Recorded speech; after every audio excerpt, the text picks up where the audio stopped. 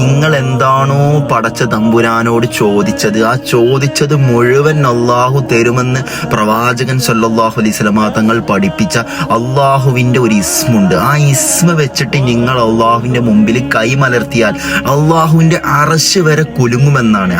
ഒരു മരം പോലും സ്വന്തം കുലുക്കാൻ കഴിയാത്ത നമുക്ക് ഈ ഇസ്മു കൊണ്ട് അള്ളാഹുവിന്റെ അറശിനെ വരെ കുലുക്കാൻ കഴിയുമെന്ന് പ്രവാചകൻ പഠിപ്പിച്ച ഈ ഇസ്മു ഒരാൾ ചൊല്ലിയാൽ അള്ളാഹിന്റെ അറശ് ഇങ്ങനെ കുലുങ്ങണ നേരത്ത് അള്ളാഹു ജിബിരിലിനോട് ചോദിക്കുത്രേ, എന്താ ജിബിരിലെ എൻ്റെ അറശ് കുലുങ്ങണത് എന്ന്. ആ നേരം ജിബിരിയിൽ പറയുന്ന ഒരു മറുപടി ഉണ്ട്, പടച്ച തമ്പുരാനെ, നിന്റെ അടിമ ആ ഇസ്മ ഉരുവിട്ടിട്ടുണ്ട്, അവൻ ചോദിച്ചത് മുഴുവൻ കൊടുത്തോളിയെന്ന്.